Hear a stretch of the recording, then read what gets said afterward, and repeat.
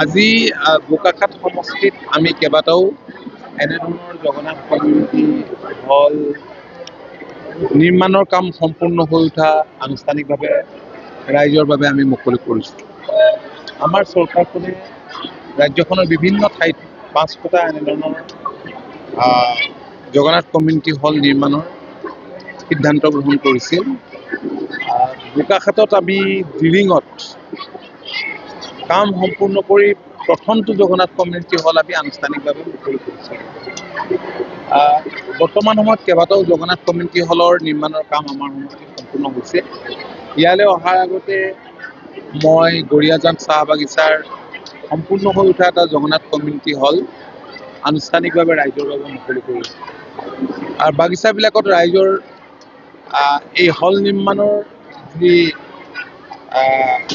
নিৰ্মাণত যি উৎসাহ মই প্ৰত্যক্ষ কৰিছোঁ, মই অত্যন্ত আনন্দিত হৈছোঁ।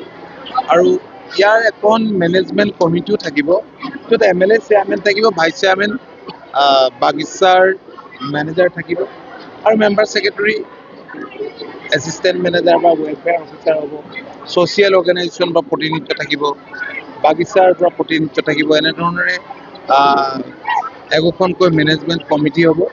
আৰু সকলোৱে আমাক এটা কথা কৈছে বাগিচাবিলাকত যে এই কমিউনিটি হলটো যথেষ্টখিনি বাগিচা ৰাইজৰ কাৰণে কামত আহিব। আপোনালোকে জানে যে মাননীয় মুখ্যমন্ত্ৰীৰ দূৰদৰ্শী নেতৃত্বত ৰাজ্যখনৰ লক্ষ লক্ষ চাহ জনগোষ্ঠীৰ কল্যাণৰ কাৰণে বহুবোৰ আঁচনি গ্ৰহণ কৰাৰ লগতে এনেধৰণৰ জগন্নাথ কমিউনিটি হলো নিৰ্মাণ কৰিছে। ইয়াৰ উপৰি বহু ঠাইত মডেল স্কুল হৈছে, বাগিচাৰ ভিতৰত ৰাস্তা পদূলি হৈছে, বিভিন্ন আঁচনিৰ জৰিয়তে চাহ জনগোষ্ঠীৰ লোকসকল উপকৃত হৈছে। দীৰ্ঘদিন ধৰি কংগ্ৰেছ শাসনত আছিল। কংগ্ৰেছ শাসনত থকাত চাহ জনগোষ্ঠীৰ লোকসকলৰ অভূতপূৰ্ব অৰিহণা আছিল, যিদৰে ধৰ্মীয় সংখ্যালঘুৰ আছিল। কিন্তু কংগ্ৰেছে এই চাহ জনগোষ্ঠীৰ লোকসকলক প্ৰতাৰণাৰ বাবেই আজি সমাজৰ অন্য অংশতকৈ বহুত পিছ পৰি ৰ'ল। গতিকে এই জনগোষ্ঠীটোক আগুৱাই আনি সমাজত সমতা যাতে স্থাপন কৰিব পৰা যায়, তাৰ কাৰণে চৰকাৰে এনেধৰণৰ পদক্ষেপবিলাক গ্ৰহণ কৰিছে। ৰাইজ আনন্দিত হৈছে, উৎসাহিত হৈছে, উপকৃত হৈছে। মই 2016 চনৰ পৰা মেট্ৰিক আৰু হায়াৰ ছেকেণ্ডেৰী দেওনা সুখ্যাতিৰে উত্তীৰ্ণ হোৱা ছাত্ৰ ছাত্ৰীসকলক সম্বৰ্ধনা জনাই আহিছোঁ।